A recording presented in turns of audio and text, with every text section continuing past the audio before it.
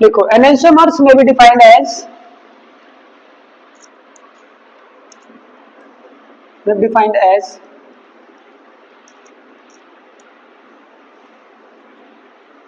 the stereoisomers may be defined as the stereoisomers which have non-superimposable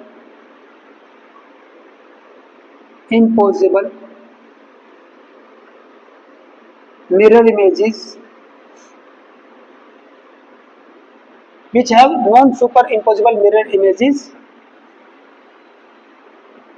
and rotate the plane polarized light in equal and opposite direction. In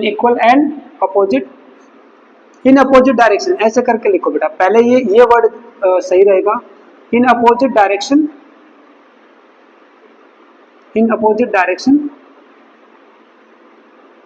and in same magnitude. Okay, and in same magnitude. For example, अगर मान लो ये first shape है, अगर ये 20 degree angle से इसको rotate करती है राइट में, तो ये वाला भी इसको 20 डिग्री एंगल से रोटेट करेगा लेफ्ट में. ओके, ये होगा आपका एनांशियोमर. ओके, अब मैं आपको एक कंपाउंड देता हूं बेटा, ठीक है, उससे एक नई कॉन्सेप्ट आप जानोगे. ये कंपाउंड है ये,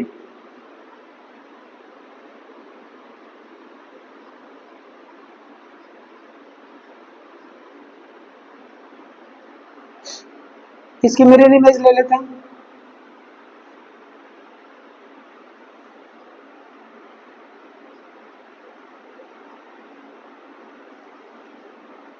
ठीक है,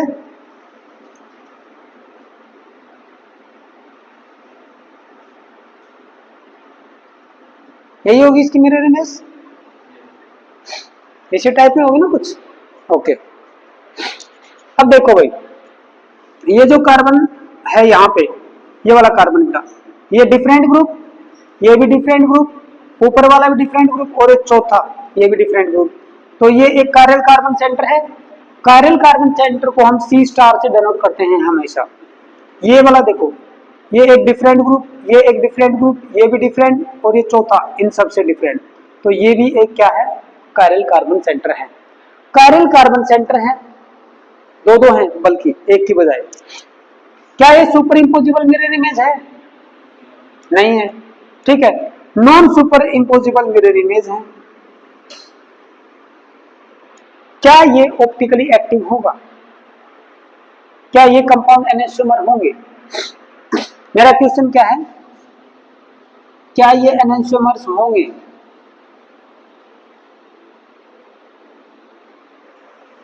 एनांशियोमर्स मतलब ऑप्टिकली एक्टिव होना, है ना, and with the same magnitude.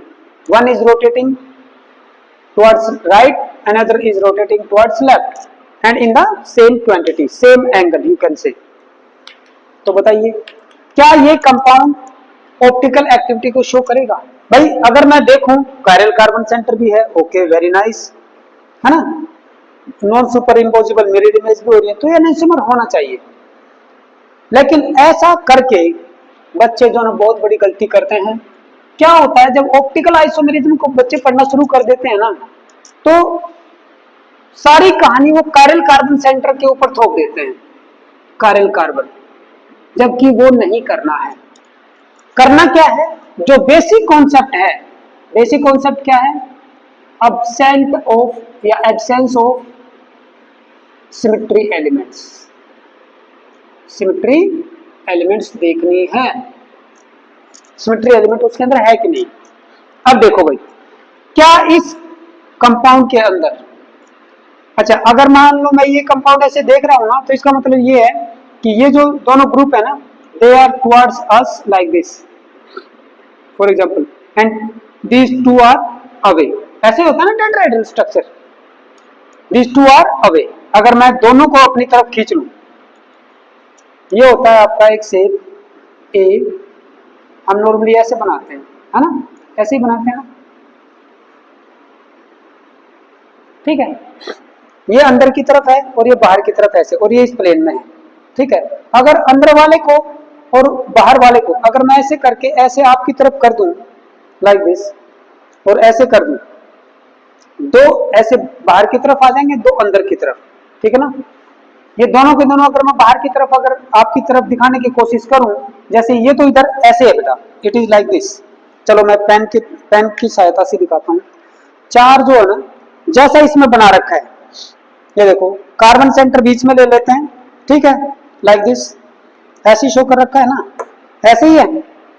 एक जो ना ऐसे है और एक जो ना ऐसे, लाइक दिस, ये होता है टेट्राहेड्रल स्ट्रक्चर, ठीक है। ये अंदर की तरफ है ये वाला, ये देखो ये अंदर की तरफ डैश वाला, ये बाहर की तरफ है टुवर्ड्स द ऑब्जर्वर। इसको अगर मान लो मैं ऐसे कर दूं, दो आपकी तरफ हो गए, बट ये हॉरिजॉन्टल डायरेक्शन में है, और दो अंदर की तरफ हो गए, ये वर्टिकल डायरेक्शन में। अब मैं क्या करता हूं, ऐसे करता हूं लाइक दिस, ऐसे भी कर सकता हूं।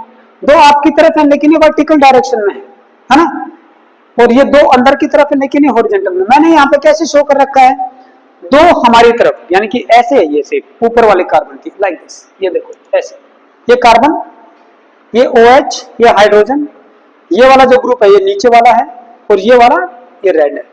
समझ में आया, ये ऐसे है ये बेटा, ओके। तो भाई इसको मैं ऐसे लिख देता हूं, चलो भाई, ये अंदर की तरफ गया, ये भी अंदर की तरफ गया। अगर ये अंदर की तरफ है तो ये भी अंदर की तरफ है, ये अगर ये अंदर की तरफ है तो ये भी अंदर की तरफ, फिर उसके बाद ये बाहर की तरफ होगा। एक्चुअल में क्या होता है ना, जिगजैग मोशन होती है, जैसे एक कार्बन यहाँ पे, दूसरा कार्बन यहाँ पे, तीसरा यहाँ पे, लेकिन यहाँ पे 1 2 3 और 4 ऐसे होता है, 1 2 3 4, एक नीचे एक ऊपर, एक नीचे एक ऊपर। एक्चुअली ये एक प्लेन में नहीं होते, ठीक है। तो भाई इनकी मिरर इमेज कभी भी एक दूसरे के ऊपर सुपर इम्पोज नहीं कर सकती। चलो अब हम देख लेते हैं कि क्या इसके अंदर सेंटर ऑफ सिमेट्री है। बताओ भाई क्या सेंटर ऑफ सिमेट्री है।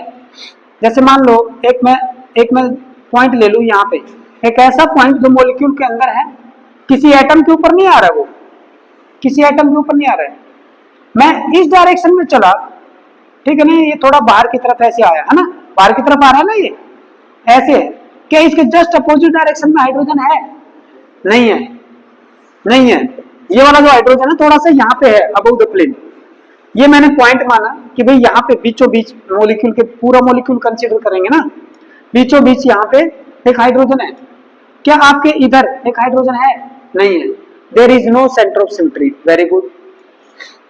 दूसरा एक्सिस ऑफ सिमेट्री, देखो भाई एक्सिस ऑफ सिमेट्री, मान लो इस मॉलिक्यूल में से मैं ऐसे पास कर रहा हूं, ऐसे पास किया, एक मॉलिक्यूल में से ऐसे पास किया, अगर मैं इसको ऐसे रोटेट कर दूं तो ये ऊपर की तरफ आ गया है ना, ये इधर ऐसे हो जाएगा ना, लाइक दिस, ये भी ऐसे हो जाएगा, तो इसमें इसके साथ ये सुपर इम्पोज हो जाएगा कि नहीं? अगर मैं ऐसे रोटेट करूंगा तो हो जाएगा। तो इसका मतलब ये है कि इसके अंदर एक्सिस ऑफ सिमेट्री तो है, ठीक है। तीसरा, यहां पर एक प्लेन ऑफ सिमेट्री भी है, एक प्लेन ऑफ सिमेट्री भी है भाई, ठीक है ना, एक प्लेन ऑफ सिमेट्री इस एक के अंदर ही, इसी मॉलिक्यूल के अंदर ही। ये जो मॉलिक्यूल है ये देखो ऊपर की तरफ है, ये भी ऊपर की तरफ है, ऐसे ऐसे मैं पास करूं तो इसकी इमेज इसके अंदर बन रही है। So this molecule is having a plane of symmetry, plane of symmetry, इसके अंदर एक प्लेन ऑफ सिमेट्री है। और जब ये प्लेन ऑफ सिमेट्री होगा तो ये जो मॉलिक्यूल है ना, ये जो लाइट आ रही है plane polarise light, for example अगर मान लो ये मॉलिक्यूल के साथ में ऐसे इंटरेक्ट कर रही है, ये ऐसे इसमें रोटेट कर दिया, जैसे ही अगले पार्ट में जाएगी ये वापस उतनी ही लेफ्ट की तरफ मुड़ जाएगी। पहले मुड़ी राइट, चल रही है राइट मोड़ दी इसने, जैसे ही इसके साथ इंटरेक्ट करेगी वापस उतना ही लेफ्ट। तो जब ये बाहर निकलेगी तो उतने सेम रोटेशन आपको दिखेगा, मतलब सेम प्लेन दिखेगा। There will be no net rotation of the plane polarised light, यानी कि इंटरनली इसमें आपस में कंपनसेशन हो गया, इंटरनल कंपनसेशन हो गया बेटा। ऐसे कंपाउंड को हम बोलते हैं मीजो कंपाउंड, क्या बोलते हैं, मीजो कंपाउंड, वो एनेंटियोमरिज्म शो नहीं करेंगे, ठीक है, वो एनेंटियोमर नहीं बनेंगे, ओके, ये मीजो कंपाउंड है, ठीक है ना। तो समझ में आया, हमें क्या देखना है, ये नहीं देखना कि बस कायरल सेंटर हो गया तो भाई वो ऑप्टिकल आइसोमेरिज्म शो करेगा और जो है उसमें से प्लेन पोलराइज लाइट गुजारेंगे तो भाई क्या हो जाएगा, वो उसको रोटेट कर देगा, ये कोई जरूरी नहीं है, ठीक है ना। तो मैं आपके सामने एक स्टेटमेंट लिखता हूं, वो स्टेटमेंट क्या है, लिखो बेटा,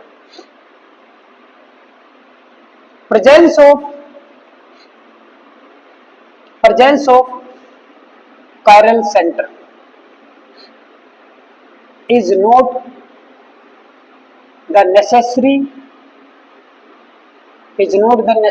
and sufficient condition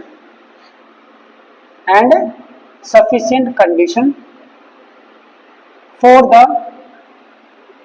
the presence of optical activity। समझ में आ गया, ऑप्टिकल एक्टिविटी, ओके।